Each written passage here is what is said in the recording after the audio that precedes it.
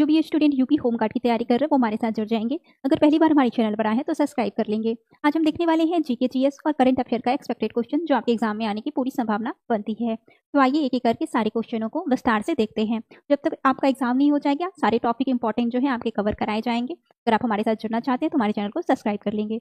आज का पहला क्वेश्चन है, सिंधु घाटी सभ्यता का प्रमुख नगर कौन सा था? सिंधु घाटी सभ्यता का प्रमुख नगर कौन सा था? ऑप्शन ए है पाटलिपुत्र, ऑप्शन बी है हड़प्पा, ऑप्शन सी है उज्जैन, ऑप्शन डी है तक्षशिला। पूछा जा रहा है सिंधु घाटी सभ्यता का प्रमुख नगर कौन सा था? ए पाटलिपुत्र, बी हड़प्पा, सी उज्जैन, डी है तक्षशिला। अगर बात किया जाए सिंधु घाटी सभ्यता का तो भारत का सबसे प्राचीन सभ्यता है। सिंधु घाटी सभ्यता जो है आपका यह भारत की सबसे प्राचीन सभ्यता है। इसकी खोज जो है दयाराम साहनी ने 1921 में किया था। इसकी खोज 1921 में दयाराम साहनी ने किया था। ये जो आपका सिंधु घाटी सभ्यता जो है इसको हड़प्पा सभ्यता के नाम से भी जाना जाता है। इसे हड़प्पा सभ्यता, सिंधु घाटी सभ्यता, साथ ही साथ कांस्युगीन सभ्यता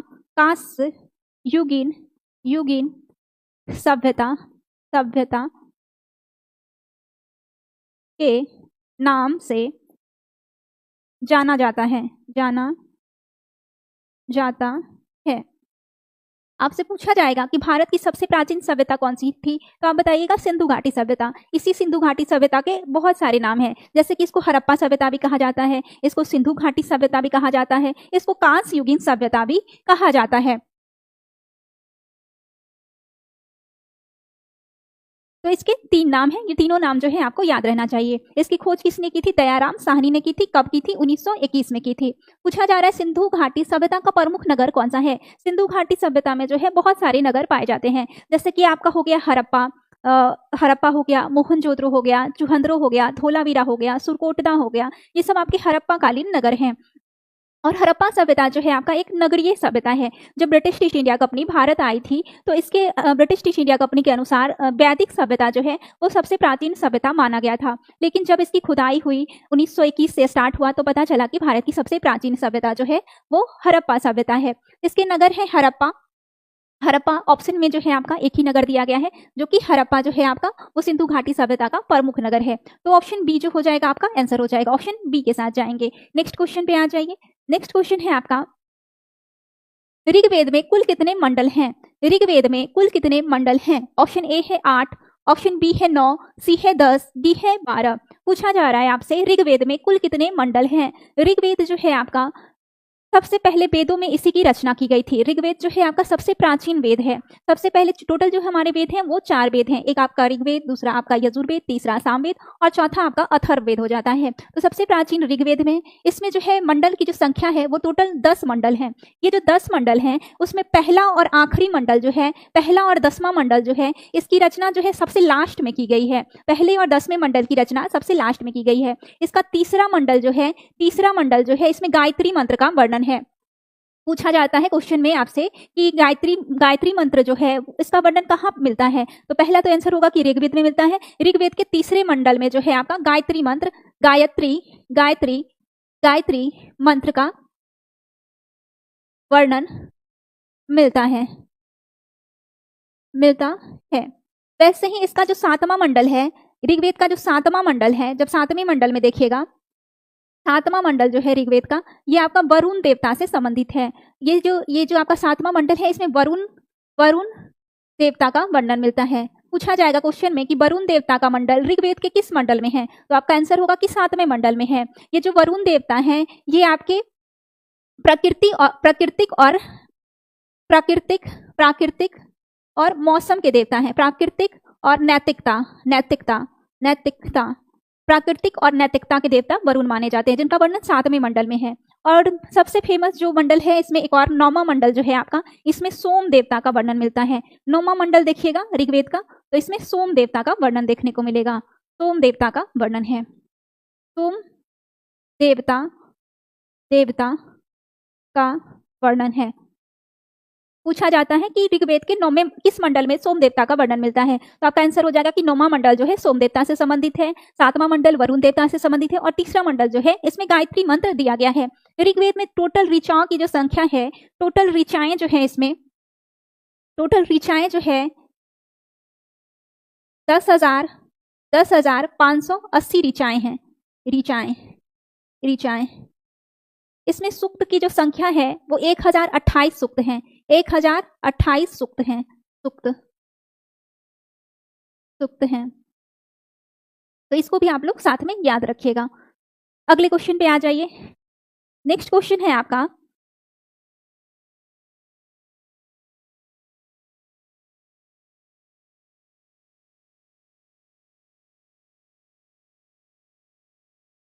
नेक्स्ट क्वेश्चन है आपका, मौर्य वंश की स्थापना किसने की? मौर्य वंश की स्थापना किसने की? ऑप्शन ए है अशोक, बी है बिंदुसार, सी है चंद्रगुप्त मौर्य, डी है घनानंद।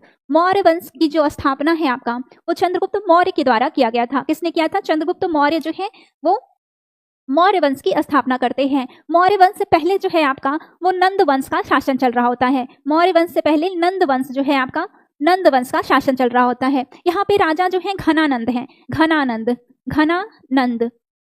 घनानंद एक निरंकुश राजा थे जिनके वो अपनी प्रजा से कोई मतलब नहीं रहता था। जब यहाँ पे चाणक्य जो है वो बात करने गए थे, क्योंकि इनके पास सबसे अधिक सेना था, तो जब सिकंदर का आक्रमण होने वाला था तो चाणक्य घनानंद के पास गए थे कि आप जो है भारत की आप रक्षा कर सकते हैं। तो यहाँ पे घनानंद जो है इनको भगा देते हैं। तो यहाँ पे चाणक्य जो है वादा करते हैं कि मैं अपनी शिखा तभी बांधूंगा जब तुम्हारे वंश का सर्वनाश कर दूंगा।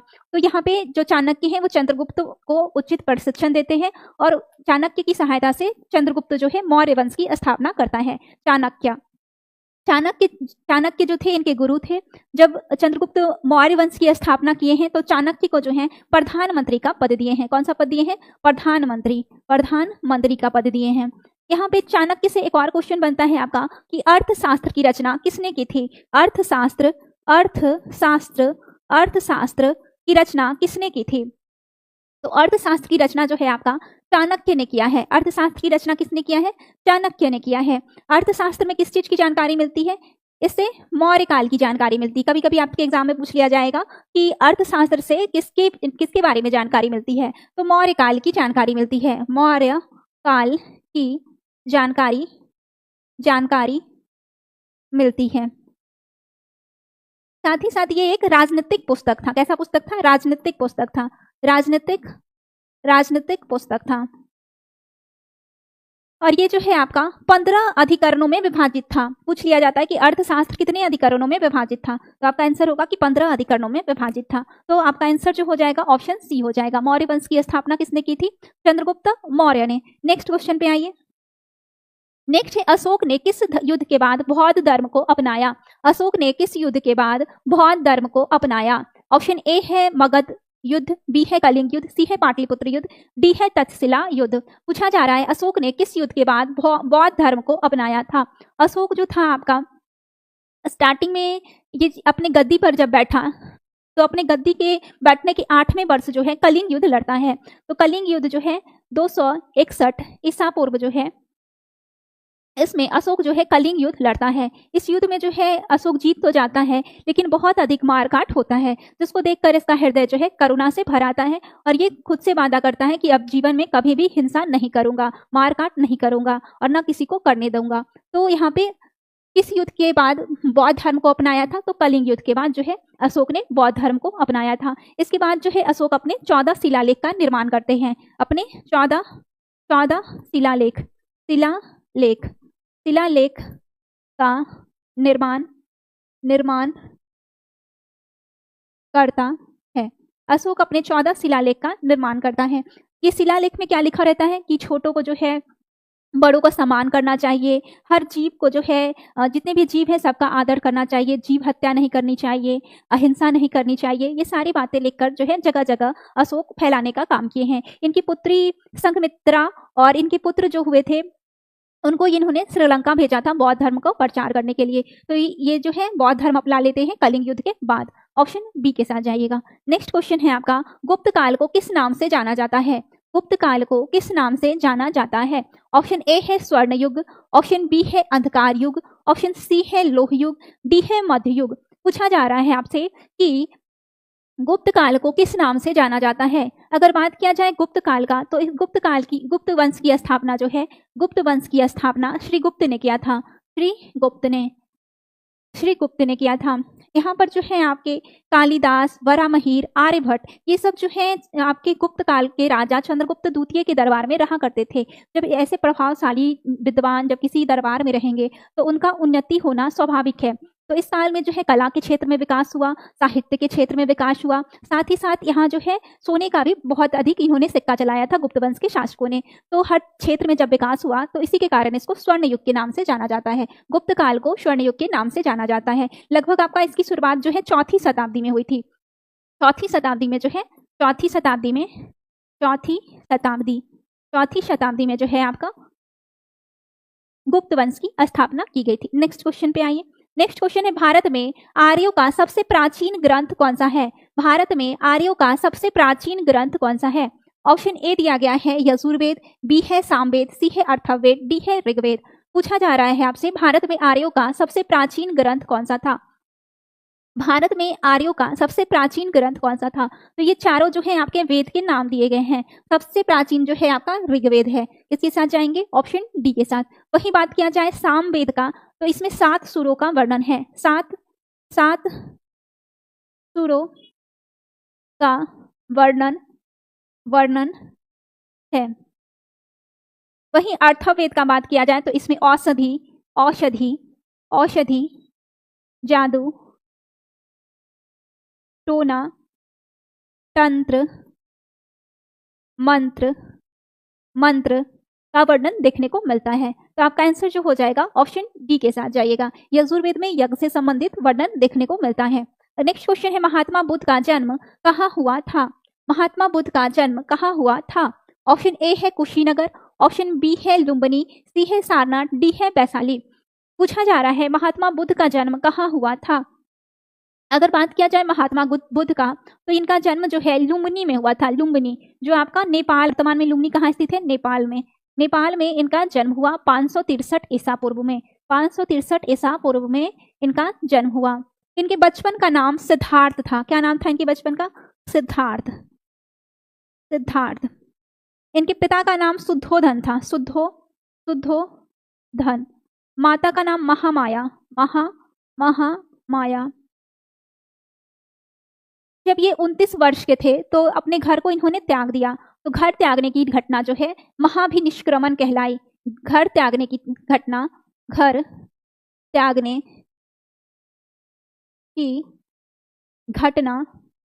महाभिनिष्क्रमण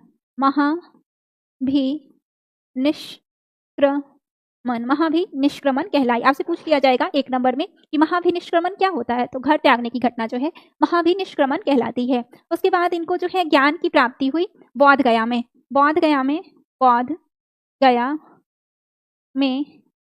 ज्ञान की प्राप्ति हुई।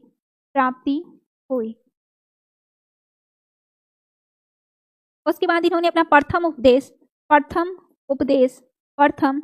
उपदेश सारनाथ में दिया। सारनाथ में दिया। इन्होंने अपना पहला उपदेश जो है सारनाथ में दिया। उसके बाद 583 ईसा पूर्व में जो है इनकी मृत्यु हो जाती है। 583 ईसा पूर्व में मृत्यु हो जाती है। इनके मृत्यु के बाद जो है 4 बौद्ध सभा का आयोजन किया जाता है। तो ऑप्शन जो हो जाएगा आपका आंसर बी के साथ जाइएगा। अगला क्वेश्चन है, जैन धर्म के 24वें तीर्थकर कौन थे? जैन धर्म के 24वें तीर्थकर कौन थे? ऑप्शन ए है ऋषभदेव, बी है पारश्वनाथ, सी है महावीर स्वामी, डी है नेमिनाथ। पूछा जा रहा है जैन धर्म के 24वें तीर्थकर कौन थे? अगर आप मध्यकालीन भारत देखिएगा तो वहाँ पे जो है काफ़ी हमारे देश में मध्यकालीन भारत में ढोंग, पाखंड, आडंबर जो है बहुत अधिक बढ़ गया था। तो इसके बाद बहुत सारे लगभग 300 धर्म की उत्पत्ति हुई, जिसमें आपका बौद्ध और जैन धर्म भी था। तो जैन धर्म के जो 24वें तीर्थंकर हैं वो महावीर स्वामी हैं। जैन धर्म के 24वें तीर्थंकर महावीर स्वामी हैं। ऋषभदेव जैन धर्म के प्रथम तीर्थंकर हैं। वहीं पार्श्वनाथ जैन धर्म के 23वें तीर्थंकर माने जाते हैं। तो आंसर जो हो जाएगा आपका ऑप्शन सी आंसर होगा। ऑप्शन सी के साथ जाएंगे। नेक्स्ट क्वेश्चन पे आइए। नेक्स्ट क्वेश्चन है दिल्ली सल्तनत का पहला शासक कौन था? दिल्ली सल्तनत का पहला शासक कौन था? ऑप्शन ए है कुतुबुद्दीन ऐबक, बी है इल्तुतमिश, सी है रजिया सुल्तान, डी है बलबन। पूछा जा रहा है कि दिल्ली सल्तनत का पहला शासक कौन था? दिल्ली सल्तनत का पहला शासक जो है वो कुतुबुद्दीन ऐबक है। कौन है? दिल्ली सल्तनत का पहला शासक कुतुबुद्दीन ऐबक है। कुतुबुद्दीन ऐबक का बात किया जाए तो ये मोहम्मद गौरी का गुलाम था। मोहम्मद गौरी का गुलाम था। कौन था? कुतुबुद्दीन ऐबक। जब कुतुबुद्दीन ऐबक मोहम्मद गौरी की जब मृत्यु हो जाती है तो अपना साम्राज्य जो है भारत वाला वो कुतुबुद्दीन ऐबक को दे देता है। तो कुतुबुद्दीन ऐबक जो है भारत में दिल्ली के गद्दी पे गुलाम वंश की स्थापना करते हैं। गुलाम वंश।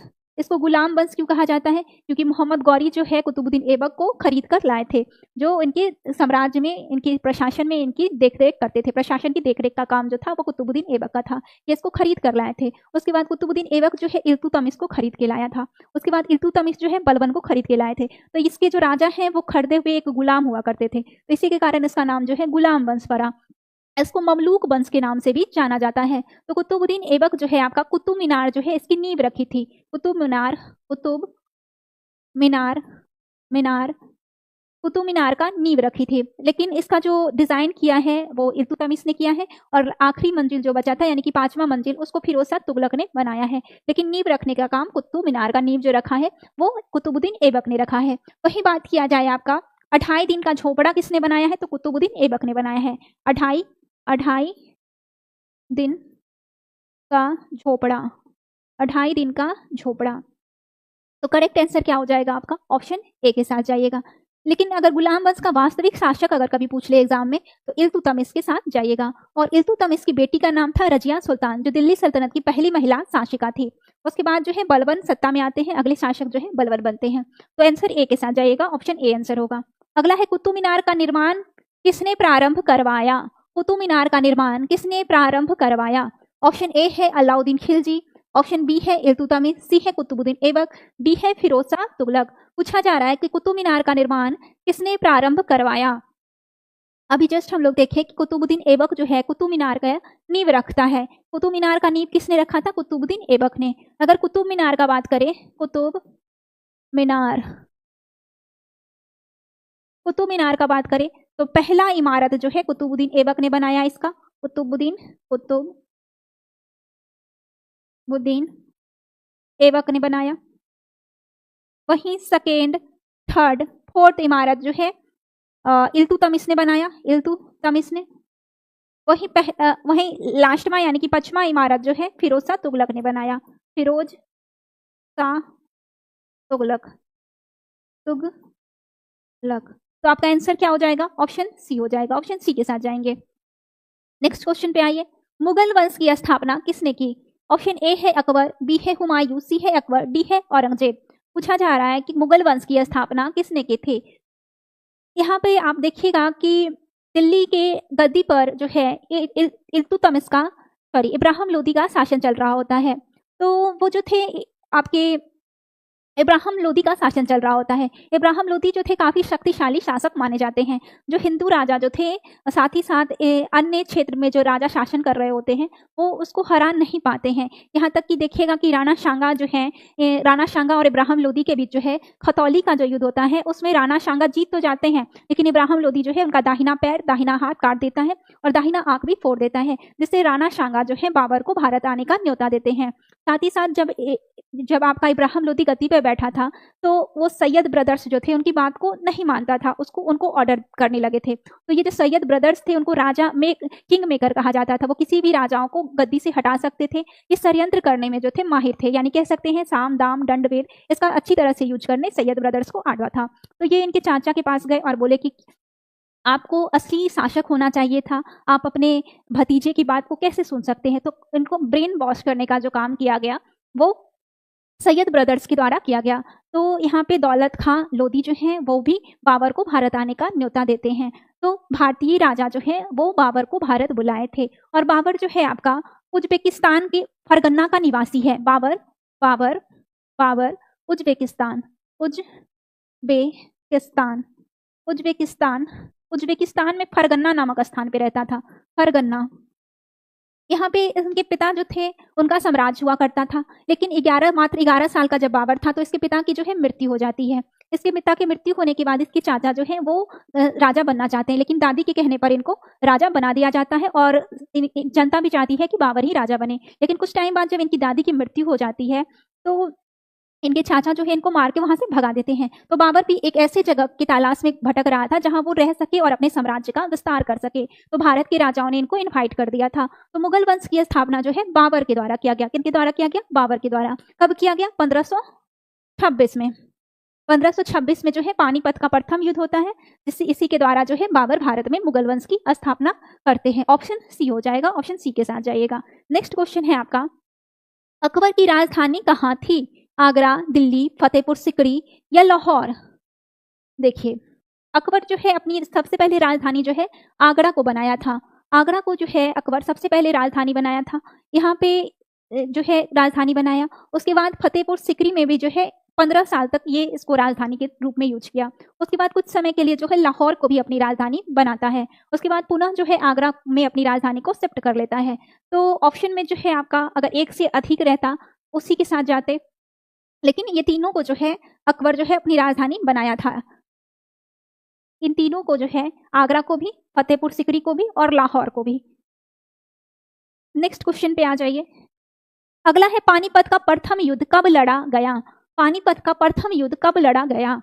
ऑप्शन ए है 1526, ऑप्शन बी है 1556, सी है 1761, डी है 1760। पूछा जा रहा है कि पानीपत का प्रथम युद्ध कब लड़ा गया? 1526 बिल्कुल सही जवाब है। यहाँ पर देखिए, पानीपत का जो प्रथम युद्ध लड़ा गया था, वो इब्राहिम लोदी और बाबर के बीच में लड़ा गया था। किसके बीच में लड़ा गया था? इब्राहिम लोदी वर्सेस बाबर। इसमें जो है यहाँ पर इब्राहिम लोदी जो है, इब्राहिम लोदी के पास जो है लगभग 1,50,000 जो है 1,50,000 जो है इनके पास सेना हुआ करता था इब्राहिम लोदी के पास, और बाबर के पास मात्र 12,000 की सेना थी। लेकिन राणा सांगा इसको वादा किए थे कि हम अपनी सेना जो है तुमको देंगे। लेकिन यहाँ पर जो इब्राहिम लोदी जो हैं, राणा सांगा जो है अपनी सेना लेकर नहीं आते हैं, और बाबर जो है देखा कि अब हमारी मदद के लिए तो कोई भारतीय शासक आ ही नहीं रहे हैं, जब ये आएंगे नहीं तो हम युद्ध जीत नहीं सकते हैं। तो ये जो है बाबर रात में जो है वो युद्ध करना स्टार्ट कर देता है। इस समय इब्राहिम लोदी जो है अपने कैंप में थे, अपना घोड़ा हाथी को तैयार कर रहे थे इनकी सेना। तो अचानक से तोप की आवाज़ चलने लगी। तो तोप की आवाज़ के कारण हाथी घोड़ा जो था वो बहुत सारी सेना को कुचल देता है, जिसके कारण जब 1.5 लाख की सेना थी, अब मात्र इब्राहिम लोदी के पास 50,000 सेना बचती है। तो इस कंडीशन में जो है इब्राहिम लोदी काफ़ी हारे हुए मन से आते हैं। साथ ही साथ इनको पता भी नहीं होता है कि बाबर कितनी सेना लेकर युद्ध करने आया है।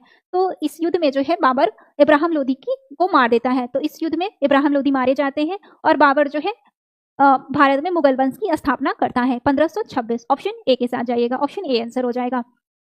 तो पूछा जाता है मध्यकालीन भारत का पहला सुल्तान कौन था जो युद्ध भूमि में मारा गया था? तो आपका आंसर क्या हो जाएगा? इब्राहिम लोदी जो था मध्यकालीन भारत का ऐसा सुल्तान था जो युद्ध भूमि में मारा गया था। हाँ, बिल्कुल सही जवाब है। मुगल वंश की स्थापना बाबर ने की थी। नेक्स्ट क्वेश्चन है आपका, ताजमहल का निर्माण किसने करवाया? ताजमहल का निर्माण किसने करवाया? ऑप्शन ए है बाबर, बी है अकबर, सी है शाहजहां, डी है औरंगजेब। ताजमहल का निर्माण किसने करवाया? ताजमहल का निर्माण जो है मुमताज महल की याद में शाहजहां ने करवाया था। किसने करवाया था? शाहजहां ने। और इसके जो डिजाइन करने वाले हैं वो उस्ताद अहमद लाहौरी हैं। किसने ताजमहल को डिजाइन किया था? उस्ताद अहमद लाहौरी। इसको लगभग 20,000 इंजीनियर जो है मिलकर इसको डिजाइन किए हैं। ऑप्शन सी के साथ जाइएगा। ऐसा कहा जाता है इन 20,000 कारीगरों का हाथ कटवा दिया गया था ताकि दूसरा ऐसा महल डिजाइन ना कर पाए। अगला है आपका, औरंगजेब की मृत्यु के बाद मुगल साम्राज्य में क्या हुआ? औरंगजेब की मृत्यु के बाद मुगल साम्राज्य में क्या हुआ? ऑप्शन ए है मुगल साम्राज्य का विस्तार हुआ, बी है स्थिरता आई, सी है पतन हुआ, डी है औद्योगिक विकास हुआ। अगर बात किया जाए औरंगजेब का, तो औरंगजेब जो था एक कट्टर शासक माना जाता है। हाँ नहीं, यहाँ पे औरंगजेब जो है काफी कट्टर शासक माना जाता है, जो तलवार की खनक से जो है किसी भी शासक को शांत कराने का पावर रखता है। इसके समय में जितने भी शासक हुए, इसके समय में औरंगजेब के समय में जितने भी शासक हो गए, चाहे वो बंगाल के शासक हो, चाहे अवध के शासक हो, चाहे आपके राजपूत हो या फिर मराठा हो, या फिर आपका हैदराबाद हो, या फिर आपका कर्नाटक हो, ये सभी जो थे औरंगजेब की बातों को मानते थे और इनको नजराना जो है देने का काम करते थे। इनके समय में ना तो ब्रिटिश ईस्ट इंडिया कंपनी की इतनी पावर हुई, ना ही फ्रांस का इतना पावर हुआ, ना ही डच का इतना पावर हुआ कि भारत में जो है साम्राज्य विस्तार की सोचे। तो तलवार के दम पे जो है सभी को ये शांत करने का पावर रखते थे। लेकिन 1707 में जो है इनकी मृत्यु हो गई। तो 1707 में जैसे ही इनकी मृत्यु हुई, ये सभी राजा जो है अपने आप को स्वतंत्र कर लेते हैं और जो मुगल वंश के अगले शासक आते हैं वो कमजोर शासक आते हैं। तो धीरे धीरे इसका पतन होने लगता है। औरंगजेब की मृत्यु के बाद मुगल वंश का पतन होने लगता है। ऑप्शन सी के साथ जाइएगा, ऑप्शन सी आंसर होगा। नेक्स्ट क्वेश्चन है आपका, भारत में अंग्रेज का आगमन कब हुआ? भारत में अंग्रेजों का आगमन कब हुआ? ऑप्शन ए है 1498, बी है 1600, सी है 1757, डी है 1857। भारत में अंग्रेजों का आगमन कब हुआ? ये जो ब्रिटिश ईस्ट इंडिया कंपनी है, इसकी स्थापना जो है 31 दिसंबर 1600 ईस्वी को किया गया। महारानी एलिजाबेथ प्रथम, महारानी एलिजाबेथ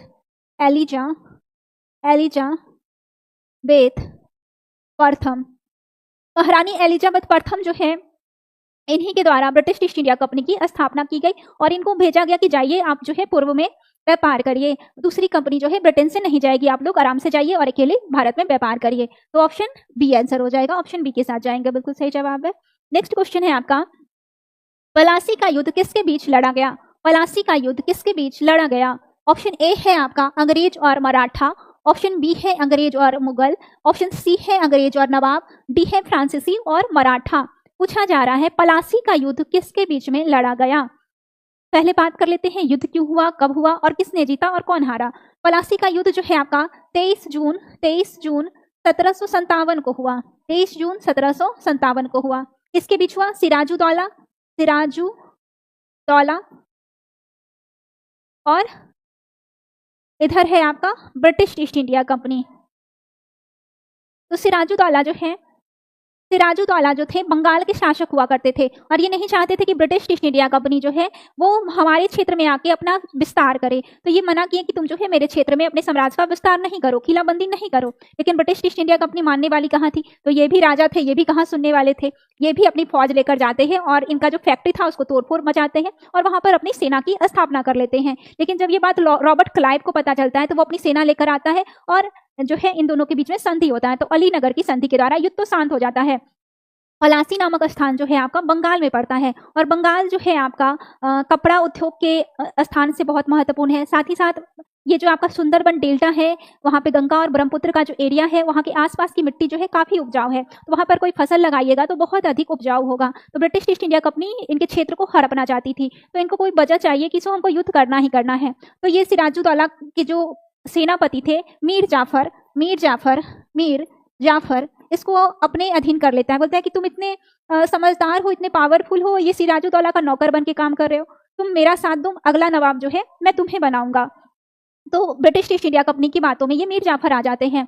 ये सिराजुद्दौला का सबसे बड़ा सेना जो था इन्हीं के पास था। तो इस कंडीशन में जो है जब युद्ध होता है 23 जून 1757 को, तो मीर जाफर जो है अपनी सेना लेकर आते हैं। लगभग इनके पास 1.5 लाख सेना है, लेकिन मात्र ये कहा जाता है कि 3100 प्लस जो है ब्रिटिश ईस्ट इंडिया कंपनी के पास सेना थी। फिर भी ये युद्ध हार गए। क्यों हार गए? क्योंकि ये जो सेना लेकर आए थे वो हिले डुले ही नहीं, सिर्फ साथ में खड़े थे। लेकिन जब ये बात सिराजुद्दौला को पता चला तो ये भागकर किसी तरह अपने क्षेत्र में आ जाते हैं, लेकिन मीर जाफर का बेटा जो है वहां इसकी हत्या कर देता है। अब क्वेश्चन था आपका प्लासी का युद्ध जो है किसके बीच में लड़ा गया? अंग्रेज और नवाब। किसके साथ जाइएगा? सी के साथ, बिल्कुल सही जवाब है। नेक्स्ट क्वेश्चन है आपका, 1857 का विद्रोह किसने शुरू किया? 1857 का विद्रोह किसने शुरू किया? ऑप्शन ए है रानी लक्ष्मीबाई, बी है मंगल पांडे, सी है बहादुर शाह जफर, डी है नाना साहेब। पूछा जा रहा है आपसे 1857 का विद्रोह किसने शुरू किया? 1857 की क्रांति जो है वो भारतीय इतिहास में बहुत महत्वपूर्ण है। इसके पीछे जो है आपका ब्रिटिश ईस्ट इंडिया कंपनी का 100 वर्षों का भारतीयों का शोषण छिपा हुआ है, जैसे कि मालवाड़ी व्यवस्था, रैयतवाड़ी व्यवस्था, सलामी कर, पेनी कर, कुल्लू टैक्स, संस्थानों का जमीन हड़प लेना, आदिवासी का जमीन हड़प लेना, ये सब आपकी 1857 की क्रांति का रीजन था। तो सबसे पहले जो है मंगल पांडे जो है इस विद्रोह को शुरू किए थे। यहाँ पे किस राइफल का प्रयोग किया गया था? Enfield rifle. न्यू राइफल आया था field rifle, field rifle, rifle. इसमें ऐसा माना जाता है कि गाय और सुअर का चर्बी लगा हुआ है, जिससे हिंदू और मुस्लिम का जो है धर्म नष्ट होता है। तो मंगल पांडे जो है इसको चलाने से मना कर देते हैं और एक अंग्रेज की हत्या कर देते हैं। तो यहीं से जो है आपका मंगल पांडे के द्वारा जो है 1857 की क्रांति की शुरुआत मानी जाती है। कब हत्या किए थे? 29 मार्च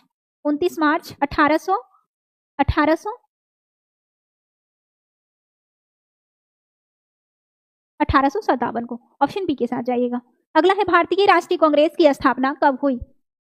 भारतीय राष्ट्रीय कांग्रेस की स्थापना कब हुई? ऑप्शन ए है 1885, बी है 1905, सी है 1915, डी है 1920। पूछा जा रहा है भारतीय राष्ट्रीय कांग्रेस की स्थापना कब हुई? भारतीय राष्ट्रीय कांग्रेस की स्थापना जो है 1885, बिल्कुल सही जवाब है। भारतीय राष्ट्रीय कांग्रेस की स्थापना जो है 1885 में एओ ह्यूम के द्वारा किया गया। किसने किया? एओ ह्यूम ने किया। एओ ह्यूम ने किया। एलन ऑक्टोब्यू ह्यूम ने किया था, ताकि ब्रिटिश ईस्ट इंडिया कंपनी जो शोषण कर रही है भारतीयों का, उससे भारतीयों को बचाया जा सके। नेक्स्ट क्वेश्चन है आपका, महात्मा गांधी दक्षिण अफ्रीका से भारत कब लौटे? महात्मा गांधी दक्षिण अफ्रीका से भारत कब लौटे? 1905, 1910, 1919, 1920।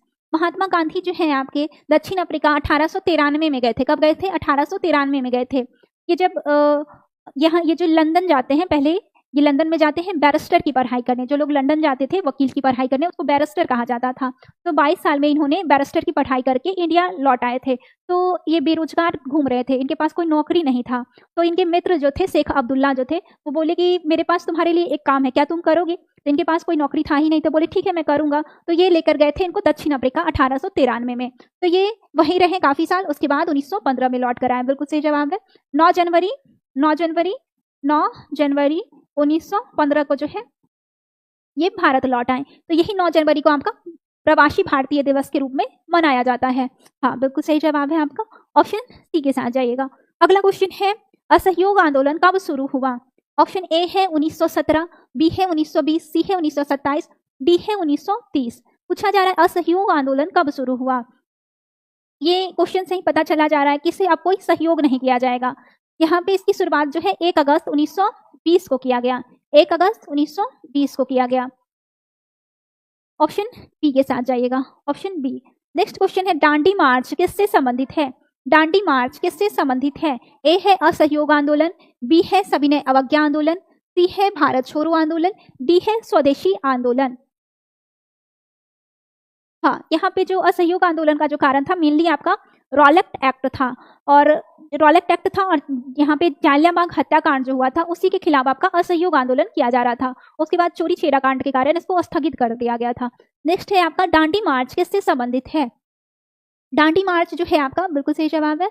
दांडी मार्च होने के पीछे रीजन था, भारतीय लोग जो थे अपना नमक जो है खुद बनाते थे, लेकिन जब ब्रिटिश ईस्ट इंडिया कंपनी आई तो बोली कि आप लोग नमक नहीं बना सकते हैं। ये नमक जो है बाहर से मंगाया जाने लगा, और उसका दाम इतना अधिक था कि आम जनता नमक नहीं खरीद सकती थी, जिसके कारण गांधी जी जो है दांडी मार्च की शुरुआत करते हैं। इसकी शुरुआत जो है 12 मार्च 1930 को हुआ है। 1930 को हुआ है। लगभग अपने 78 शिष्य को लेकर 241 मील की यात्रा करके गांधी जी दांडी पहुंचे थे, और यहाँ 6 अप्रैल 1930 को नमक कानून तोड़े थे। तो ये आपका सविनय अवज्ञा आंदोलन से संबंधित है। ऑप्शन बी के साथ जाइएगा। नेक्स्ट क्वेश्चन है, भारत छोड़ो आंदोलन कब शुरू हुआ? 1935, 1940, 1942, 1947। भारत छोड़ो आंदोलन जो है इसमें इसकी शुरुआत जो है 8 मार्च 1942 को हुआ है। 8 अगस्त 1942 को जो है इसकी शुरुआत हुई है। यहाँ पर महात्मा गांधी जी जो है करो या मरो का नारा दिए थे। करो या मरो। इनका कहना था या तो मैं देश को आजाद कराऊंगा या इसको आजाद कराने के क्रम में मारा जाऊंगा। तो यहाँ पे गांधी जी करो या मरो का नारा दिए थे। इसमें एक क्वेश्चन आपका पूछा जाता है कि जयप्रकाश नारायण जी जो हैं इनको किस जेल में रखा गया था। जयप्रकाश नारायण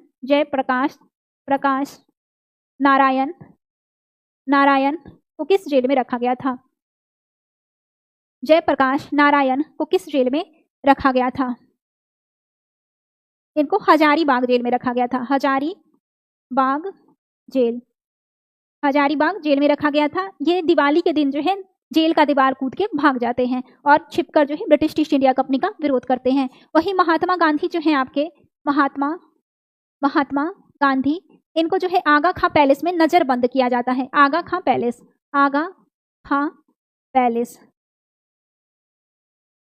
वहीं पे राजेंद्र प्रसाद जो है राजेंद्र प्रसाद, इनको बांकीपुर जेल में रखा जाता है। बांकीपुर जेल में। नेक्स्ट क्वेश्चन पे आ जाइए, आंसर सी हो जाएगा। अगला है भारत का अंतिम वायसराय कौन था। भारत का अंतिम वायसराय कौन था। ऑप्शन ए है लॉर्ड कर्जन, ऑप्शन बी है लॉर्ड माउंटबेटन, ऑप्शन सी है लॉर्ड वेलेस्ली, ऑप्शन डी है लॉर्ड डलहौजी।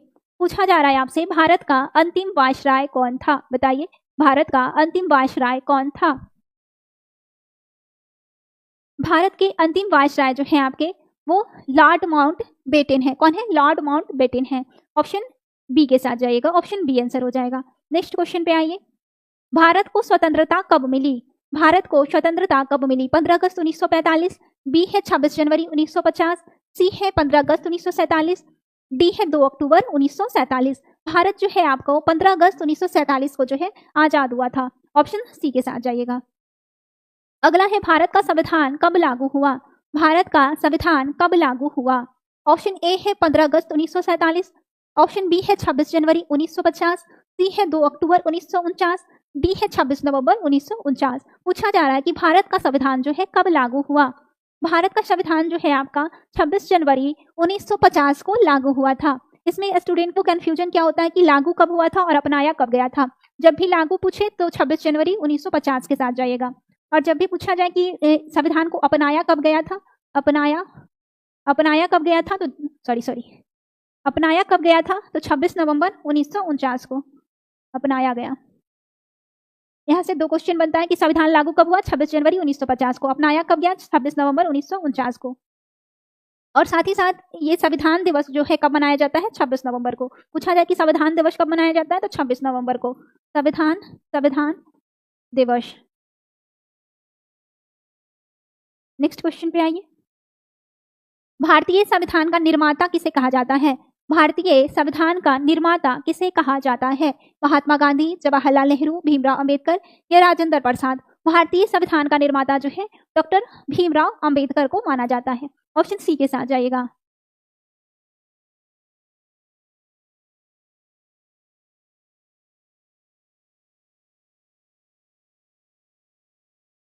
इसमें आपके सिंपल क्वेश्चन ही पूछे जाते हैं, पीसीएस लेवल के क्वेश्चन नहीं आएंगे आपके एग्जाम में।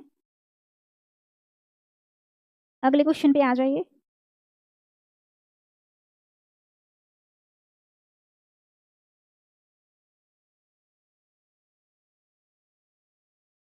नेक्स्ट क्वेश्चन है हड़प्पा सभ्यता किस नदी के किनारे विकसित हुई। हड़प्पा सभ्यता किस नदी के किनारे विकसित हुई। ऑप्शन ए है गंगा, बी है यमुना, सी है सिंधु, डी है नर्मदा। हड़प्पा सभ्यता किस नदी के किनारे विकसित हुई। हड़प्पा सभ्यता जो मेनली जो है इसका विकास जो है सिंधु और इसके सहायक नदियों के बीच में हुआ था, इसीलिए इसको सिंधु घाटी सभ्यता के नाम से भी जाना जाता है। नेक्स्ट क्वेश्चन है अजंता की गुफा किस राज्य में स्थित है। अजंता की गुफा किस राज्य में स्थित है। ऑप्शन ए है मध्य प्रदेश, बी है महाराष्ट्र, सी है बिहार, डी है गुजरात। पूछा जा रहा है आपसे अजंता की गुफा किस राज्य में स्थित है। अजंता की गुफा का बात किया जाए तो ये आपका महाराष्ट्र में स्थित है। ये जो अजंता की गुफा है इसमें गौतम बुद्ध जो हैं इनसे संबंधित पेंटिंग बनाया गया है, और इनके पूर्व जन्म की जो कहानी है जातक की कथा भी इसमें मिलती है। जातक की कथा जो है इसमें इस पे जो है बनाया गया है अजंता की गुफा पे। तो ऑप्शन सी के साथ जाइएगा। नेक्स्ट क्वेश्चन है महात्मा गांधी का जन्म कब हुआ। 1857, 1869, 1875, 1882। अगर बात किया जाए महात्मा गांधी का जन्म कब हुआ था। महात्मा गांधी का जन्म जो है 2 अक्टूबर 1869 को हुआ था। 2 अक्टूबर 1869 को हुआ था। इनके पिता का नाम था करमचंद्र गांधी। करमचंद्र गांधी। माता थी पुतलीबाई। पुतलीबाई।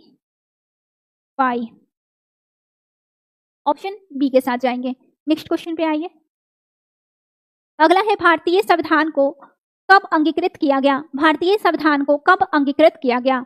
ऑप्शन ए है 15 अगस्त 1947, बी है 26 जनवरी 1950, सी है 26 नवंबर 1949, डी है 2 अक्टूबर 1949।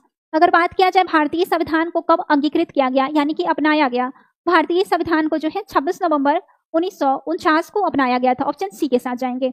नेक्स्ट क्वेश्चन पे आइए। भारतीय संविधान की प्रस्तावना में कितने आदर्श बताए गए हैं? भारतीय संविधान की प्रस्तावना में कितने आदर्श बताए गए हैं? ऑप्शन ए है 3, बी है 4, सी है 5, डी है 6। भारतीय संविधान की प्रस्तावना में जो है आपका न्याय, स्वतंत्रता, समानता, भाईचारा यानी कि बंधुत्व और संप्रभुता इन 5 आदर्श बताए गए हैं। तो ऑप्शन सी के साथ जाइएगा। नेक्स्ट क्वेश्चन है भारतीय संविधान के किस भाग में मौलिक अधिकार दिए गए हैं? भारतीय संविधान के किस भाग में मौलिक अधिकार दिए गए हैं?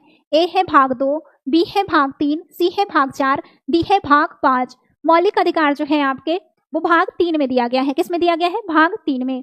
कौन से आर्टिकल है? भाग 3 में 12 से लेकर 35 तक जो है आपका वो मौलिक अधिकार से संबंधित है। वहीं भाग 2 जो है आपका नागरिकता से संबंधित है। भाग 2 नागरिकता से संबंधित है, नागरिकता। वहीं भाग 4 का बात करें तो नीति निर्देशक तत्व दिए गए हैं।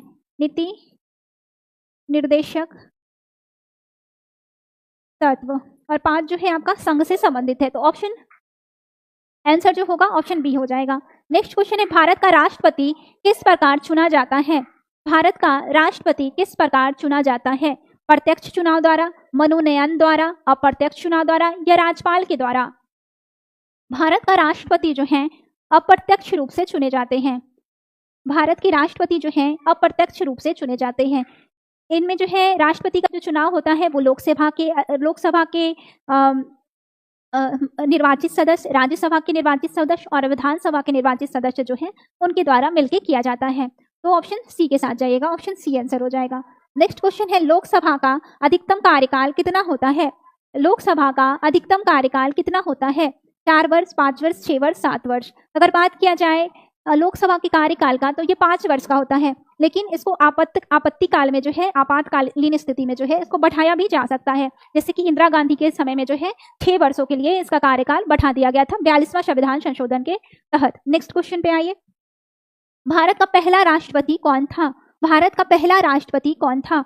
ऑप्शन ए है डॉक्टर राजेंद्र प्रसाद, बी है डॉक्टर सर्वपल्ली राधाकृष्णन, सी है जवाहरलाल नेहरू, डी है डॉक्टर भीमराव अंबेडकर। भारत के प्रथम राष्ट्रपति जो है आपके वो डॉक्टर राजेंद्र प्रसाद हैं। लगभग 2 कार्यकाल तक ये जो है राष्ट्रपति का पद संभाले थे। किसने संभाला था? डॉक्टर राजेंद्र प्रसाद। ये बिहार के रहने वाले हैं। अगला क्वेश्चन है आपका भारतीय संविधान में कुल कितनी अनुसूचियां हैं? भारतीय संविधान में कुल कितनी अनुसूचियां हैं? ए है 8, बी है 10, सी है 12, डी है 15। जब भारतीय संविधान का निर्माण किया गया था तो उस समय 8 अनुसूचियां थी, लेकिन वर्तमान में जो है आपका 12 अनुसूचियां हैं। ऑप्शन सी के साथ जाइएगा। नेक्स्ट क्वेश्चन है आपका भारत में आपातकाल लगाने की शक्ति किसको प्राप्त है? भारत में आपातकाल लगाने की शक्ति किसको प्राप्त है? प्रधानमंत्री, बी है संसद, सी है राष्ट्रपति, डी है सर्वोच्च न्यायालय। भारत में आपातकाल लगाने की जो शक्ति है वो राष्ट्रपति को प्राप्त है। बिल्कुल सही जवाब है। लेकिन राष्ट्रपति जो है वो मंत्री परिषद से पहले परामर्श लेंगे कि आपातकाल लगाएं या नहीं लगाएं, उसके बाद ही ये आपातकाल लगाते हैं। आपातकाल का वर्णन जो है 352, 356 और 360 में है। 352 में जो है ये आपका राष्ट्रीय आपातकाल है, राष्ट्रीय आपातकाल। वही 356 में जो है आपका राष्ट्रपति शासन है, राष्ट्रपति शासन। वही 360 में जो है वित्तीय आपातकाल है।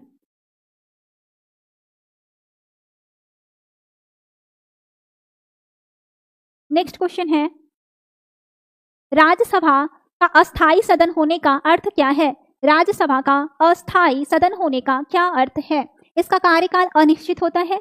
बी है इसे भंग नहीं किया जा सकता है। सी है इसके सदस्य आजीवन होते हैं। डी है इसका चुनाव नहीं होता है। राज्यसभा का अस्थायी सदन होने का क्या अर्थ है? राज्यसभा जो है, हाँ बिल्कुल सही जवाब है, इसको भंग नहीं किया जा सकता। इसके जो है 1/3 सदस्य जो है प्रत्येक 2 साल के बाद रिटायर हो जाते हैं और इनके सदस्य का कार्यकाल जो है 6 वर्षों का होता है। ऑप्शन बी के साथ जाइएगा। नेक्स्ट क्वेश्चन है, संविधान के किस अनुच्छेद में समानता का अधिकार दिया गया है? संविधान के किस अनुच्छेद में समानता का अधिकार दिया गया है? ऑप्शन ए है अनुच्छेद 12 से 15, बी है अनुच्छेद 14 से 18, सी है अनुच्छेद 19 से 22, डी है अनुच्छेद 21 से 25। समानता का अधिकार जो है आपका अनुच्छेद 14 से 18 में दिया गया है। किसमें दिया गया है? 14 से 18 में। ऑप्शन बी के साथ जाइएगा। नेक्स्ट है, भारत का सर्वोच्च न्यायालय कहाँ स्थित है? भारत का सुप्रीम कोर्ट जो है कहाँ स्थित है? ऑप्शन ए है मुंबई, बी है कोलकाता, सी है चेन्नई, डी है नई दिल्ली। यहाँ भारत का जो सर्वोच्च न्यायालय स्थित है वो नई दिल्ली में स्थित है। ऑप्शन डी के साथ जाएंगे। नेक्स्ट क्वेश्चन है, भारत के उपराष्ट्रपति का पद किस देश की व्यवस्था से लिया गया है? भारत के उपराष्ट्रपति का पद किस देश की व्यवस्था से लिया गया है? ए है ब्रिटेन, बी है अमेरिका, सी है फ्रांस, डी है कनाडा। भारत के उपराष्ट्रपति का पद जो है वो अमेरिका से लिया गया है। कहाँ से लिया गया है? अमेरिका। ऑप्शन बी के साथ जाएंगे। नेक्स्ट क्वेश्चन है, भारत में वित्त विधेयक कहाँ पेश किया जाता है? भारत में वित्त विधेयक कहाँ पेश किया जाता है? ऑप्शन ए है राज्यसभा, ऑप्शन बी है लोकसभा, ऑप्शन सी है राष्ट्रपति के पास, डी है सर्वोच्च न्यायालय में। धन विधेयक पूछा जा रहा है कि कहाँ पेश किया जाता है? धन विधेयक जो है हमेशा आपका लोकसभा में पेश होता है। कहाँ पेश होता है? लोकसभा में। ऑप्शन बी के साथ जाएंगे। नेक्स्ट क्वेश्चन है, पंचायती राज व्यवस्था को संवैधानिक दर्जा किस संशोधन से मिला? पंचायती राज व्यवस्था को संवैधानिक दर्जा किस संशोधन से मिला? ऑप्शन ए है 42वां संशोधन, बी है 40वां संशोधन, सी है 73वां संशोधन, डी है 86वां संशोधन। पूछा जा रहा है पंचायती राज व्यवस्था को संवैधानिक दर्जा किस संशोधन के तहत प्राप्त हुआ? बिल्कुल सही जवाब है 73वां संविधान संशोधन के तहत 1992 से 93 के बीच में जो है पंचायती राज व्यवस्था को संवैधानिक दर्जा मिला। मिलने के बाद जो है सबसे पहले एमपी में जो है, मध्य प्रदेश में जो है आपका पंचायती राज व्यवस्था लागू किया गया। इससे पहले 1989 में जो है राजस्थान के नागौर में इसको लागू किया गया था। राजस्थान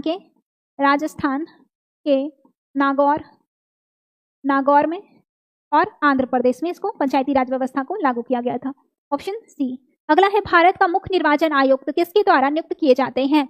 भारत के मुख्य निर्वाचन आयुक्त किसके द्वारा नियुक्त किए जाते हैं? ए है प्रधानमंत्री, बी है संसद, सी है राष्ट्रपति, डी है सर्वोच्च न्यायालय। भारत का मुख्य निर्वाचन आयुक्त किसके द्वारा चुने जाते हैं? निर्वाचन आयुक्त को चुनने का जो काम है वो राष्ट्रपति करते हैं। कौन करते हैं? भारत के राष्ट्रपति। ऑप्शन सी के साथ जाइएगा। नेक्स्ट क्वेश्चन है, भारत का सबसे बड़ा महाद्वीप कौन सा है? भारत का सबसे बड़ा महाद्वीप कौन सा है? ऑप्शन ए है अफ्रीका, बी है यूरोप, सी है एशिया, डी है ऑस्ट्रेलिया। पृथ्वी का सबसे बड़ा महाद्वीप जो है आपका वो एशिया महाद्वीप है। कौन सा? सबसे बड़ा, जनसंख्या के अनुसार भी और क्षेत्रफल के अनुसार भी आपका सबसे बड़ा जो महाद्वीप है वो एशिया महाद्वीप में है। भारत भी जो है आपका एशिया महाद्वीप के अंदर ही आता है। ऑप्शन सी के साथ जाइएगा। अगला है, भारत की सबसे लंबी नदी कौन सी है? भारत की सबसे लंबी नदी कौन सी है? ए है ब्रह्मपुत्र, बी है यमुना, सी है गंगा, डी है गोदावरी। भारत की सबसे लंबी नदी कौन सी है? भारत की सबसे लंबी नदी गंगा। बिल्कुल सही जवाब है। ऑप्शन सी के साथ जाइएगा। लगभग 2525 किलोमीटर में फैला हुआ है। अगला है, कर्क रेखा भारत के कितने राज्य से होकर गुजरती है? कर्क रेखा भारत के कितने राज्य से होकर गुजरती है? 6, 7, 8, 9। बिल्कुल सही जवाब है। कर्क रेखा जो है भारत के 8 राज्य से होकर गुजरती है। पहला आपका राजस्थान, दूसरा गुजरात, तीसरा झारखंड, चौथा छत्तीसगढ़, पांचवा पश्चिम बंगाल, छठा आपका मध्य प्रदेश, सातवां हो जाएगा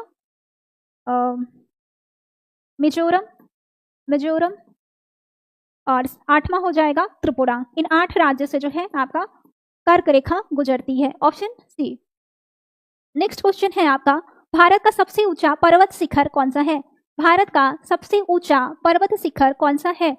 ऑप्शन ए है नंदा देवी, बी है K2, सी है कंचनजंगा, डी है माउंट एवरेस्ट। भारत का सबसे ऊंचा पर्वत शिखर कौन सा है? बताइए। पूछा जा रहा है भारत का सबसे ऊंचा पर्वत शिखर कौन सा है?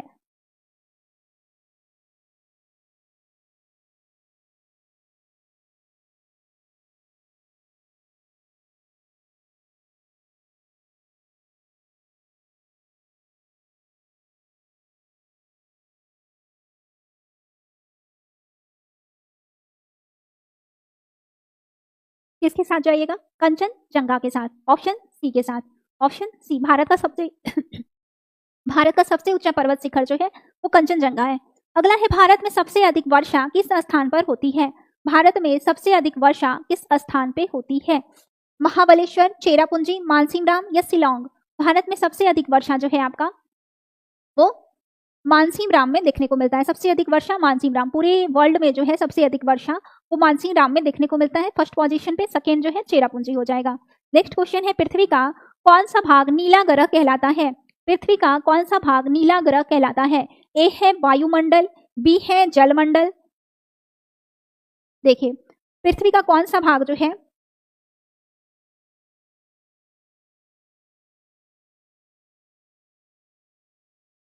पूछा जा रहा है कि पृथ्वी का कौन सा भाग जो है नीला ग्रह कहलाता है? वायुमंडल, स्थल मंडल, जलमंडल या जैव मंडल? यहाँ पे जलमंडल जो है आपका वो नीला ग्रह कहलाता है। क्यों कहलाता है? क्योंकि यहाँ पे पानी पाया जाता है। जलमंडल जो है आपका वो नीला मंडल कहलाता है। क्यों कहलाता है? क्योंकि 71% भाग जो है आपका पृथ्वी पर पानी मौजूद है। पानी के कारण जो है इसको जलमंडल को नीला ग्रह कहा जाता है। तो जलमंडल के साथ जाएंगे, ऑप्शन सी के साथ। नेक्स्ट क्वेश्चन है भारत का सबसे बड़ा राज्य क्षेत्रफल की दृष्टि से कौन सा है? भारत का सबसे बड़ा राज्य क्षेत्रफल की दृष्टि से कौन सा है? ए है महाराष्ट्र, बी है मध्य प्रदेश, सी है राजस्थान, डी है उत्तर प्रदेश।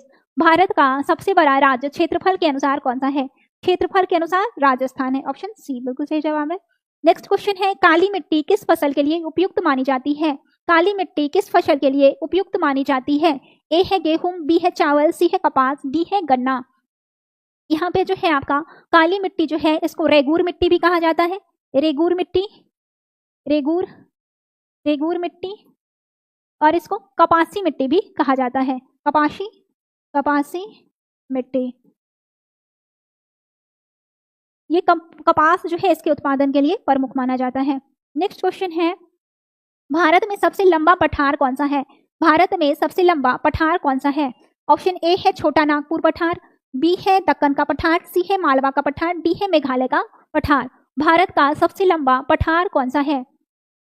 सबसे लंबा पठार जो है वो दक्कन का पठार है। कौन सा पठार है? दक्कन का पठार, ऑप्शन बी के साथ जाएंगे। नेक्स्ट क्वेश्चन है भारत का सबसे लंबा समुद्र तट किस राज्य के पास स्थित है? भारत का सबसे लंबा समुद्र तट किस राज्य के पास स्थित है? तमिलनाडु, आंध्र प्रदेश, केरल या गुजरात? भारत का सबसे लंबा समुद्र तट जो है वो गुजरात के पास स्थित है, गुजरात राज्य के पास, ऑप्शन डी के साथ जाएंगे। नेक्स्ट क्वेश्चन है भूमध्य रेखा की लंबाई लगभग कितनी है? भूमध्य रेखा की लंबाई लगभग कितनी है? 30,000 किलोमीटर, 35,000 किलोमीटर या 40,000 किलोमीटर या 45,000 किलोमीटर? इसकी ऊंचाई लगभग जो है 40,000 किलोमीटर है, ऑप्शन सी के साथ जाइएगा, ऑप्शन सी आंसर हो जाएगा, ऑप्शन सी। नेक्स्ट क्वेश्चन पे आइए।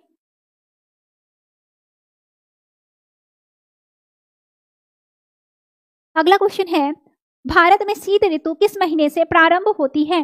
भारत में शीत ऋतु किस मौसम से प्रारंभ होती है? अक्टूबर, नवंबर, दिसंबर या जनवरी? शीत ऋतु जो है नवंबर से स्टार्ट होता है और लगभग फरवरी तक आपका शीत ऋतु देखने को मिलता है। नेक्स्ट क्वेश्चन है निम्न में कौन सी नदी बंगाल की खाड़ी में गिरती है? निम्नलिखित में कौन सी नदी बंगाल की खाड़ी में गिरती है? नर्मदा, ताप्ती, गंगा या साबरमती? कौन सी नदी जो है बंगाल की खाड़ी में गिरती है? नर्मदा, ताप्ती और साबरमती, ये तीनों नदी जो है अरब सागर में गिरती है। कहाँ गिरती है? अरब सागर में, अरब सागर में गिरती है। वहीं गंगा जो है आपका बंगाल की खाड़ी में गिरती है, ऑप्शन सी के साथ जाएंगे। नेक्स्ट क्वेश्चन है मरुस्थलीय जलवायु भारत के किस भाग में पाई जाती है? उत्तर पूर्वी भारत, बी है दक्षिण भारत, सी है पश्चिम भारत, डी है मध्य भारत? पूछा जा रहा है मरुस्थलीय जलवायु भारत के किस भाग में पाई जाती है? मरुस्थलीय जलवायु मुख्यतः आपका राजस्थान का जो एरिया है उसमें पाया जाता है, यानी कि पश्चिम भारत में पाया जाता है। ऑप्शन सी के साथ जाएंगे। नेक्स्ट क्वेश्चन है, भारत का सबसे बड़ा डेल्टा कौन सा है? भारत का सबसे बड़ा डेल्टा कौन सा है?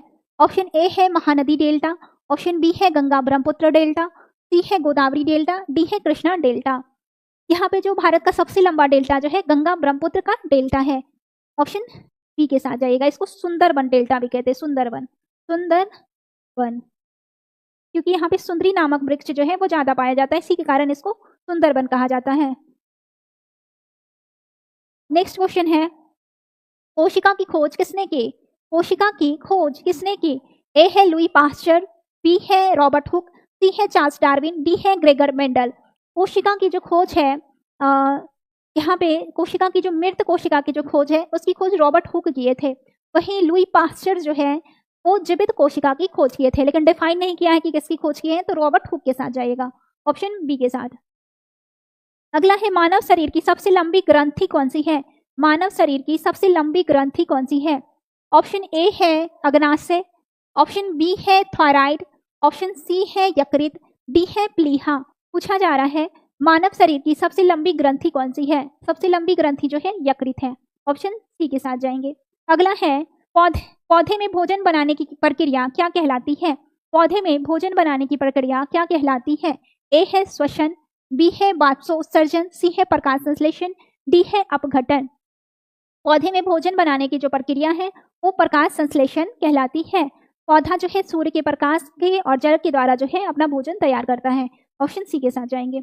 अगला है, रक्त का रंग लाल किसके कारण होता है? रक्त का रंग लाल किसके कारण होता है? ए है प्लेटलेट्स, बी है प्लाज्मा, सी है हीमोग्लोबिन, डी है श्वेत रक्त कण।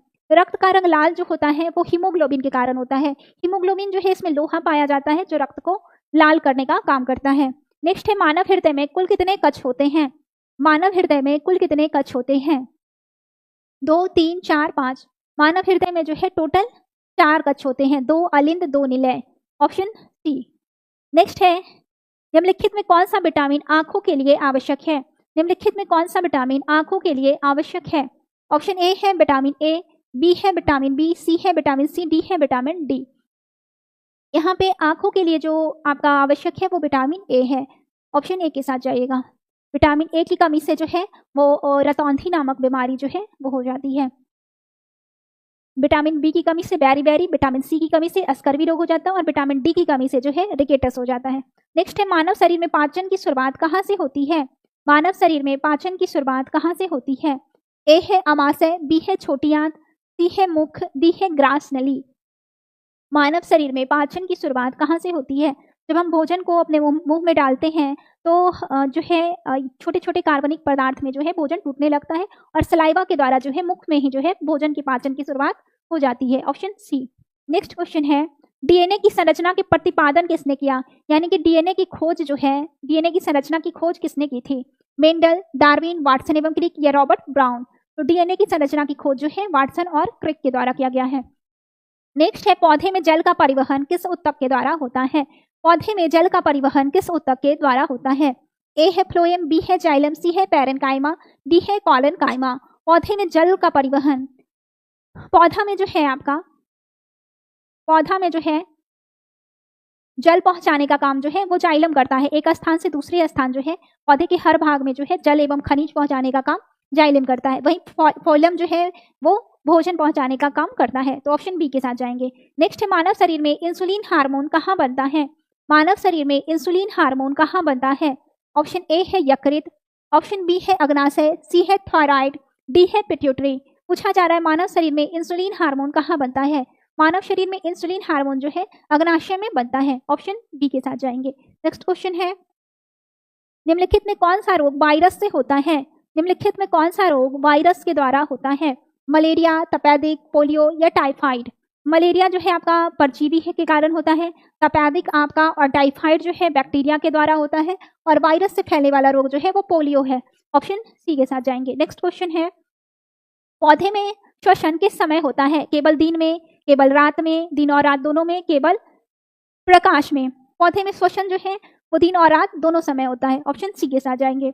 नेक्स्ट क्वेश्चन है, मानव शरीर में सबसे कठोर पदार्थ कौन सा है? मानव शरीर में सबसे कठोर पदार्थ कौन सा है? ए है हड्डी, बी है दांत का इनेमल, सी है नाखून, डी है उपास्थि। मानव शरीर में सबसे कठोर पदार्थ कौन सा है?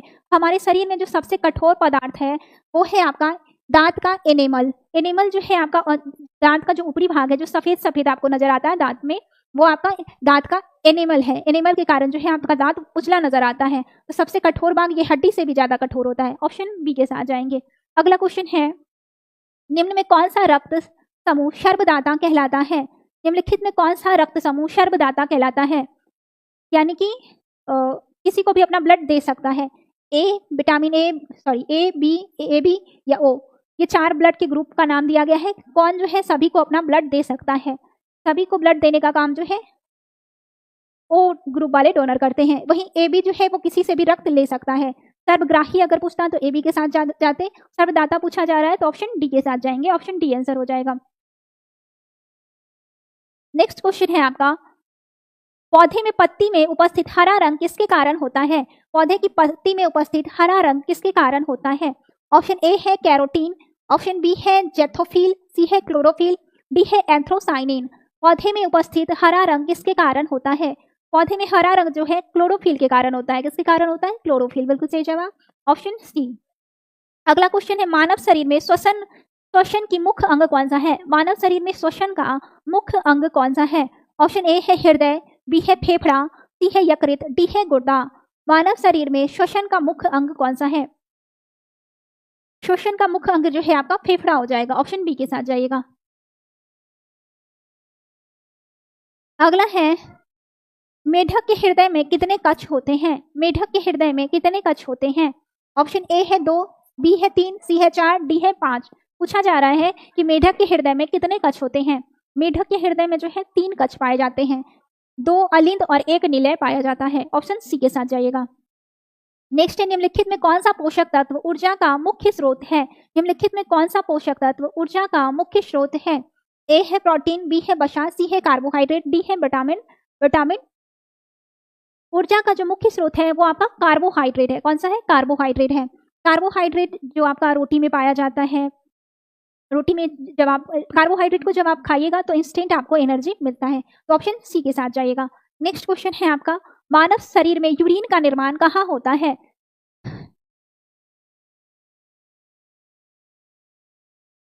ऑप्शन सी के साथ जाइएगा। नेक्स्ट क्वेश्चन है आपका, मानव शरीर में गैस का आदान प्रदान किसके द्वारा होता है? मानव शरीर में गैस का आदान प्रदान कहाँ होता है? जड़, तना, पौधे के रंध्र या पुष्प में? मानव शरीर में गैस का आदान प्रदान जो है पौधे के रंध्र में होता है, पत्ती के रंध्र में होता है। ये जो पत्ती हो गया आपका कुछ इस टाइप का, और इसमें जो इस टाइप के पाए जाते हैं इसको रंध्र कहा जाता है। तो गैस का जो आदान प्रदान होता है इन्हीं डॉट्स के द्वारा, इन्हीं रंध्र के द्वारा होता है। नेक्स्ट क्वेश्चन है, गति के प्रथम नियम को किसने प्रतिपादित किया? गति के प्रथम नियम को किसने प्रतिपादित किया? ऑप्शन ए है न्यूटन, बी है आर्किमिडीज, सी है गैलीलियो, डी है आइंस्टीन। गति का प्रथम नियम जो है उसको सबसे पहले गैलीलियो ने दिया था। इनका कहना था कि कोई भी वस्तु तब तक गति में बनी रहती है जब तक उसके ऊपर बाह्य बल नहीं लगाया जाए। तो सबसे पहले इसको देने का काम गैलीलियो ने किया था। ऑप्शन सी के साथ जाइएगा। अगला है, एक वस्तु पर काम करने वाला बल और वस्तु की गति में क्या अंतर होता है? एक वस्तु पर काम करने वाले बल और वस्तु की गति में क्या संबंध होता है? ए है काम बराबर बल इंटू दूरी, बी है काम बराबर दूरी डिवाइड बल, सी है काम बराबर बल डिवाइड दूरी, डी है काम बराबर बल इंटू समय। तो काम बराबर बल इंटू दूरी के साथ चले जाइएगा, ऑप्शन ए के साथ। नेक्स्ट क्वेश्चन पे आइए। अगला है, किसी धातु में ताप बढ़ने पर क्या प्रभाव पड़ता है? किसी धातु में ताप बढ़ने पर क्या प्रभाव पड़ता है? ऑप्शन ए है धातु सिकुड़ जाती है, बी है धातु फैलती है, सी है धातु का रंग बदलता है, डी है धातु विद्युत अपघटन करती है। किसी धातु में ताप बढ़ाने पर जो है धातु फैलता है। क्या होता है? फैलता है। ऑप्शन बी के साथ जाइएगा। नेक्स्ट क्वेश्चन पे आइए। अगला है, ध्वनि की तरंग किस माध्यम में सबसे तेज होती है? ध्वनि की तरंग किस माध्यम में सबसे तेज होती है? ठोस में, द्रव्य में, गैस में या निर्वात में? ध्वनि की तरंग किस माध्यम में सबसे तेज गति करती है? ध्वनि की तरंग जो है आपका ठोस में जो है सबसे तेज गति करेगी। ऑप्शन ए के साथ जाइएगा। नेक्स्ट क्वेश्चन है, रासायनिक ऊर्जा किस प्रकार की ऊर्जा में बदली जा सकती है? रासायनिक ऊर्जा किस प्रकार की ऊर्जा में बदली जा सकती है? ऑप्शन ए है गतिज ऊर्जा, ऑप्शन बी है उष्मा ऊर्जा, सी है प्रकाश ऊर्जा, डी है उपयुक्त में से सभी। रासायनिक ऊर्जा जो है इसको इन सभी ऊर्जा में कन्वर्ट किया जा सकता है। ऑप्शन डी के साथ जाएंगे। अगला है गुरुत्वाकर्षण बल की इकाई क्या है? गुरुत्वाकर्षण बल की इकाई क्या है? न्यूटन, बी है जूल, सी है वोल्ट, डी है एम्पियर। गुरुत्वाकर्षण जो है एक बल का ही एक टाइप है, तो इसको न्यूटन जो है इसका इकाई हो जाएगा। ऑप्शन ए के साथ जाइएगा। नेक्स्ट क्वेश्चन है प्रकाश का परावर्तन किस सतह पर होता है? प्रकाश का परावर्तन किस सतह पर होता है? ऑप्शन ए है अपारदर्शी सतह, बी है प्रवर्तनशील सतह, सी है दर्पण जैसी चिकनी सतह, डी है सभी सतह। प्रकाश का परावर्तन जो है दर्पण जैसी चिकनी सतह पर ही होता है। ऑप्शन सी के साथ जाएंगे। नेक्स्ट क्वेश्चन पे आइए। किसी पूर्ण आवृत्ति वाले तरंग में कितनी लंबाई होती है? किसी पूर्ण आवृत्ति वाले तरंग में कितनी लंबाई होती है? तरंगदैर्घ्य, आयाम, आवृत्ति या चरण? ऑप्शन ए के साथ जाइएगा, तरंगदैर्घ्य। डी है आइंस्टीन का प्रसिद्ध समीकरण किस प्रकार की ऊर्जा को दर्शाता है? आइंस्टीन का प्रसिद्ध समीकरण किस प्रकार की ऊर्जा को दर्शाता है? गतिज ऊर्जा, द्रव्य ऊर्जा, परमाणु ऊर्जा या स्थितिज ऊर्जा? बताइए किस प्रकार की ऊर्जा को दर्शाता है?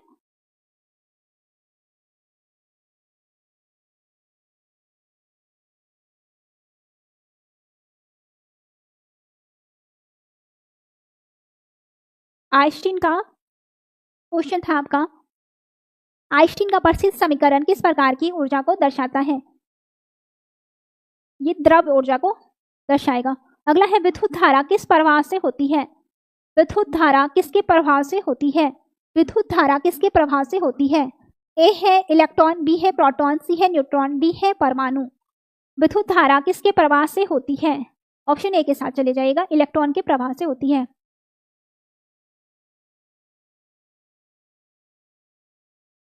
बस 10 क्वेश्चन और बचे हैं। नेक्स्ट क्वेश्चन है पानी का रासायनिक सूत्र क्या होता है? ए है H2O2, बी है H2O, सी है CO2, डी है O2। पानी का रासायनिक सूत्र हो जाएगा H2O। ऑप्शन बी के साथ जाएंगे। नेक्स्ट क्वेश्चन है निम्नलिखित में कौन सा गैस हल्का और अत्यधिक ज्वलनशील होता है? निम्नलिखित में कौन सा गैस अत्यधिक हल्का और ज्वलनशील होता है? ए है ऑक्सीजन, बी है हाइड्रोजन, सी है नाइट्रोजन, डी है कार्बन डाइऑक्साइड। सबसे हल्का और ज्वलनशील जो हो जाएगा वो हाइड्रोजन के साथ जाएंगे। ऑप्शन बी के साथ।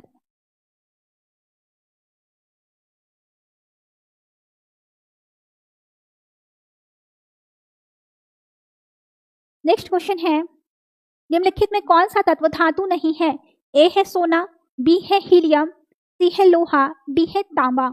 कौन सा निम्नलिखित में कौन सा तत्व धातु नहीं है? सोना धातु है, लोहा धातु है, तांबा धातु है, हीलियम धातु नहीं है। ऑप्शन बी के साथ जाएंगे। अगला क्वेश्चन है अम्ल और क्षार को मिलाने पर क्या बनता है? अम्ल और क्षार को मिलाने पर क्या बनता है? नमक और पानी, केवल नमक या हाइड्रोजन गैस? जब अम्ल और क्षार को मिलाएंगे तो अम्ल और क्षार को मिलाने से पानी और नमक बनेगा। ऑप्शन ए के साथ जाएंगे। नेक्स्ट क्वेश्चन है सोडा एस का रासायनिक नाम क्या है? सोडा एस का रासायनिक नाम क्या है? ए है NaCl, बी है Na2CO3, सी है NaOH, डी है K2CO3। सोडा एस का रासायनिक नाम जो है Na2CO3 हो जाएगा। ऑप्शन बी के साथ जाएंगे। नेक्स्ट क्वेश्चन है 2025 G20 शिखर सम्मेलन कहाँ आयोजित किया गया था? 2025 का G20 शिखर सम्मेलन कहाँ आयोजित किया गया था? रोमानिया, जोहान्सबर्ग, वाशिंगटन या टोक्यो?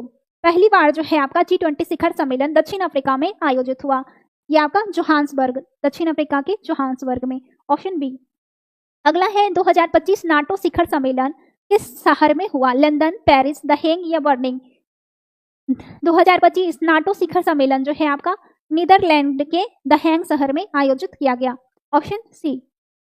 नेक्स्ट क्वेश्चन है आपका 2025 में वर्ल्ड इकोनॉमिक फोरम की बैठक कहाँ हुई? ए है न्यूयॉर्क, बी है लंदन, सी है डावोस, डी है आपका टोरंटो। 2025 में वर्ल्ड इकोनॉमिक फोरम की बैठक जो है आपका डावोस में आयोजित हुआ, स्विट्जरलैंड के डावोस में। नेक्स्ट है आपका 2025 में भारत और पाकिस्तान के बढ़ते तनाव का कारण किस क्षेत्र में आतंकवादी हमला था? 2025 में भारत और पाकिस्तान के बीच बढ़ते तनाव का कारण किस क्षेत्र में आतंकवादी हमला था? ए है लद्दाख, बी है जम्मू कश्मीर, सी है राजस्थान, डी है पंजाब।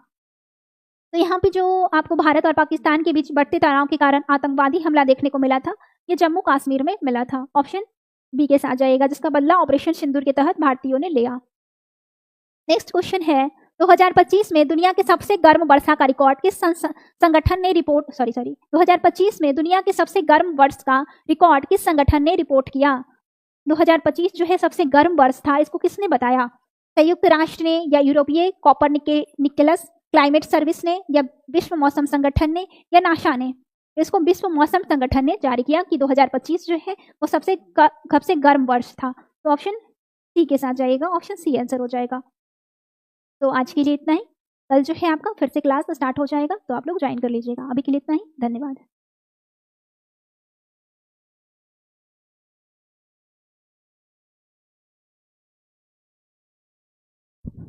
एक क्लास से कैसे सिलेक्शन हो जाएगा?